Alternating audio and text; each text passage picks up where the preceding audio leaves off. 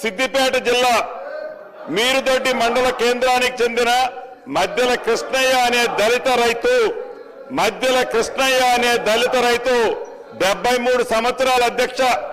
ఇదే గ్రామానికి చెందిన ఒక రైతు 35 ఏళ్ల క్రితం 1452 సర్వే నెంబర్లో 7 ఎకరాల భూమిని కొనుగోలు చేశారు అధ్యక్ష. ధరణి వచ్చిన తర్వాత 35 ఏళ్ల క్రితం కొన్న భూమి ఏదైతే ఉందో, పొజిషన్ లో ఏదైతే ఉన్నారో, దాన్ని ఈ ధరణి కారణంగా ఆ భూమిలో ఉన్న రికార్డులన్నీ తారుమారయ్యాయి అధ్యక్ష. ఆ కారణం చేత జనవరి 22వ తారీఖు 2023 నాడు మధ్యల కృష్ణయ్య గారు 73 సంవత్సరాల వయసున్న మధ్యల కృష్ణయ్య గారు ఆ బాధను తట్టుకోలేక ఆత్మహత్య చేసుకున్నారు అధ్యక్ష. ఇది అంటే ఇటువంటి కృష్ణయ్య గారు లాంటి వాళ్ళు కొన్ని వేల మంది బాధితులు ఈ చట్టం ద్వారా, నాటి చట్టం ద్వారా ప్రత్యక్షంగా నష్టం కలిగింది అని తమరికి ఈ వేదిక ద్వారా తెలియజేస్తున్నారు అధ్యక్ష. మనం చిన్నప్పుడు చదువుకున్నాం. ఒక పిట్ట కథ మీకు చెప్పాల్సిన అవసరం ఉంది అధ్యక్ష. 2 పిల్లులు రొట్టె కథ ఈ ధరణిలో ఉంది.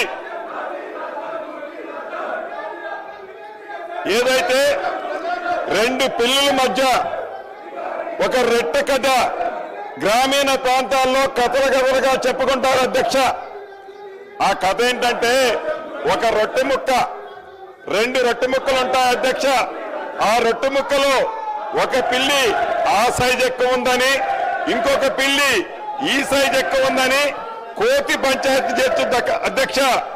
చివరికి 2 పిల్లుల్ని కాదని ఆ 2 రొట్టె ముక్కలని ఆ కథలో కోతి తిన్నట్లే ఈ ధరణి కాన్సెప్ట్ ని పెట్టి తెలంగాణ రాష్ట్రంలో ఉండే దళిత, గిరిజన, మైనారిటీ, బీసీల వేలాది ఎకరాల భూములని ఆనాటి పెద్దలు కోతి సామెతలాగానే తన్నుకుపోయారు అధ్యక్ష.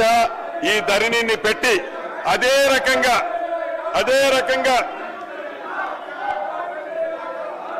ఇటు రాష్ట్రంలో అటు దేశంలో 2014 ముందు కాంగ్రెస్ ప్రభుత్వం తీసుకొచ్చిన రెవెన్యూ చట్టాలు సంస్కరణ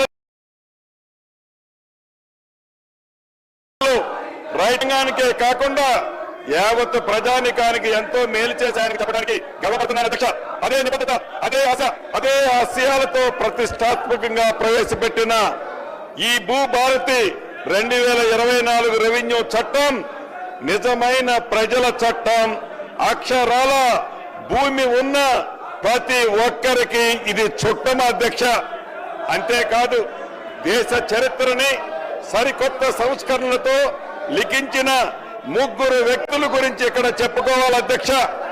అదృష్టవశాత్తు ఈ సంస్కరణలన్నీ చేసింది తెలంగాణ బిడ్డలే కావటం మరొక విశేషం.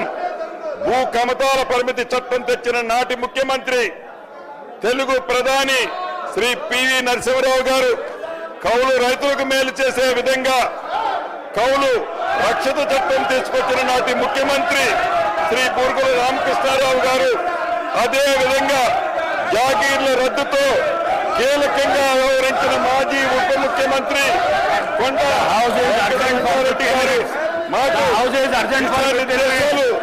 అని ఇక్కడ చెప్పాలి.